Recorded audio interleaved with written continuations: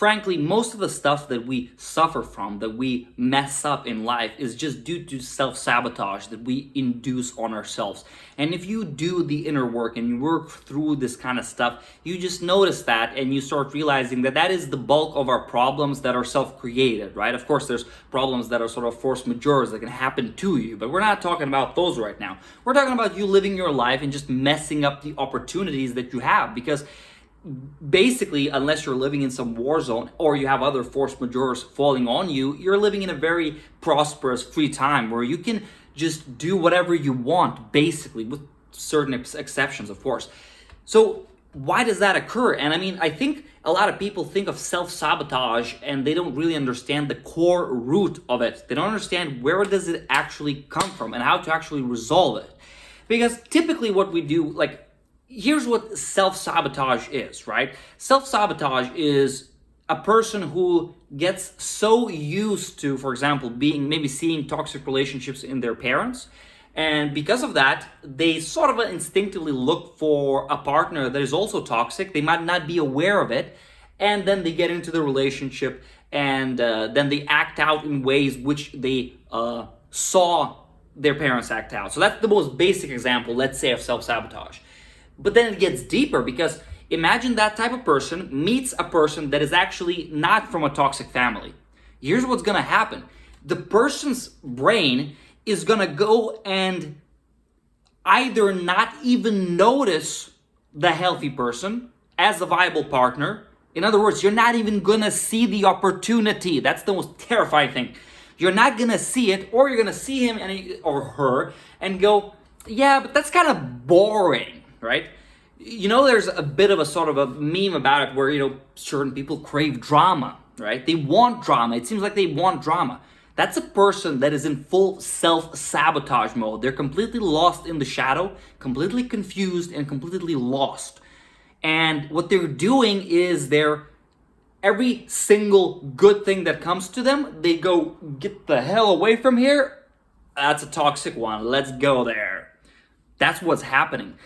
And that's a terrifying way to live if you start becoming conscious of yourself, because you realize that, oh, so those and those and those opportunities that I had, I completely messed them up myself, basically. Yes, it's very unpleasant. However, you could say that you needed those lessons to learn. But here's the thing, maybe we should try to delve into that right now and resolve that as much as you can right now, so you avoid those situations as much as possible. I have, of course, as anyone else, have gone through quite a few of these situations myself.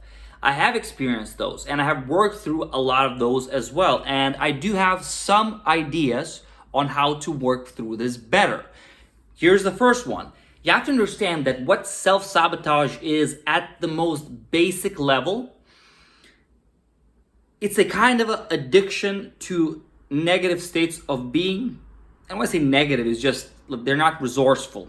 They're fear, anger, insecurity, all of those, which most of the time invisibly skew your mind and skew your psyche to see things differently and to act slightly differently. That is the expression. So when a person ruins a relationship, you're so boring or something, and when they ruin it like that, that's an expression. If you talk with that person and they say, oh, I have to notice that when a partner is good, I shouldn't say that they're boring and stick with the boring ones. It's like, no. The problem is that you consider them boring in the first place. And the reason why you consider them boring in the first place is because you have, for example, some fear inside yourself, anger inside yourself, something that drives you to drama, and you're like looking for somebody to match that drama. So you might go and say, oh, so I have to be more attentive to the good partners that I might see or something. No, you have to go even deeper if you want to really resolve this. You have to go down and down, down and down, down and down, and really, really find that core feeling, that core essence of what is that drives that, okay? What kind of feeling drives this insecurity, this anger, this all of that? You have to figure that out. And only when you resolve that, when you let go of that, once you heal that, then you'll be able to stop self-sabotaging. So here's what I'm saying. This is very, very important. This is also kind of an advanced thing. Self-sabotage is not an active act. Self-sabotage is the byproduct. It's a byproduct. You don't stop self-sabotaging. You can't, in my opinion, you can't really stop self-sabotaging, because the problem with self-sabotage is, listen, I mean, if you are aware of thing that like slapping your head hurts you, you're not gonna do it, right? Well, it's not self-sabotage if I do it right now, because I'm conscious of it. I'm doing it consciously. I'm not self-sabotaging, right? I'm doing it as a metaphor, as an example. Self-sabotage is when you think you're going to a job interview, but you have deep insecurities about yourself, and you don't even notice that you're fidgeting like this. And the person sitting there goes, shit, I mean, seems like a nice person, but we need someone like confident at the front desk or with us in the sales department. So, yeah, maybe no. Okay? That's self-sabotage. And you'll go, I don't know, it didn't work. It's like, it didn't work because it's not something that you did. It's something that's a natural expression almost of you. So you want to deal with self-sabotage. The only way that you actually deal with it is to go deeper. Now, of course, be conscious enough to analyze the situations and go, I acted in that way. Isn't that weird? But always go deeper. Go, okay, I acted in that way. Okay, why? Because of this. Because it made me feel like this. Because it made me feel like this. Because I actually feel a lot of anger here, a lot of insecurity here, a lot of this here, a lot of that here. This is how you resolve that. This is how you get deeper into it, deeper into it, deeper into it. And then you basically do, like, all of this goes down to one fundamental thing, which is doing the release work, the shadow work, where you just sort of face these things, you spend time with them, you process them, and you let them go, okay? And then you're able to funnel that energy into something new. That's all that you really need to do, okay? And that's how it's actually done. So that's the way to do it. It's self-sabotage is not an active act. It's not really conscious. If it was, you wouldn't be doing it in the first place. You would think, why would I do that? I'm conscious that this is silly, so I won't do it. So instead, try to analyze when you messed up in some situation. Try to analyze what might be causing that, and keep going deeper until you find the common cause, the real reason, and then try to resolve that through shadow work. And I have some other videos, so I'll release some other videos about that as well. It's something that I help people do as well, working through that. Remember, there's always two parts that'll allow you to transform yourself, to gain control.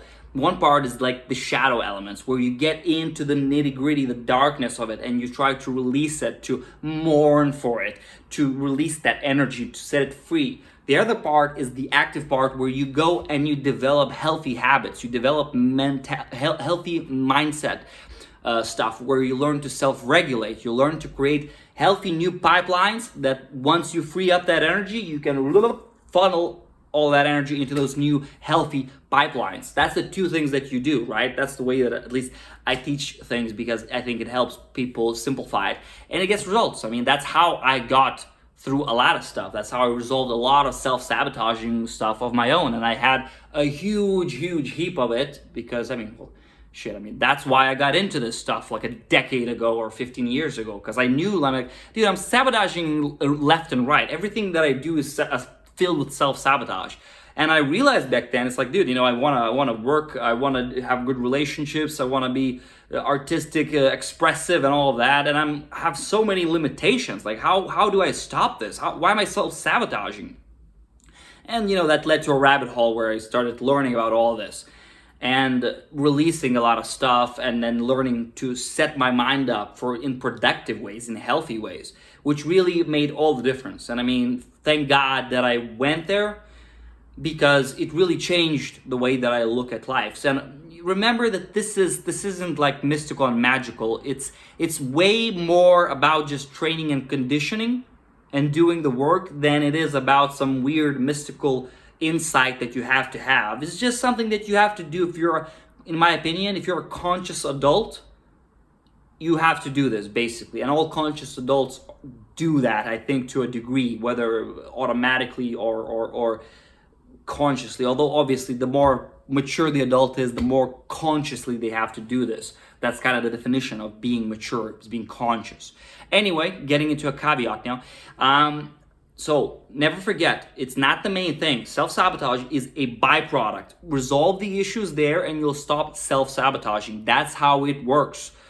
Fix that and a lot of things will naturally fix themselves. You'll see your relationships will start getting fixed, your like focus at work, your creativity, your ability to interact with people, your general excitement and motivation for life. All of these things will pretty much automatically get fixed once you resolve those deeper issues.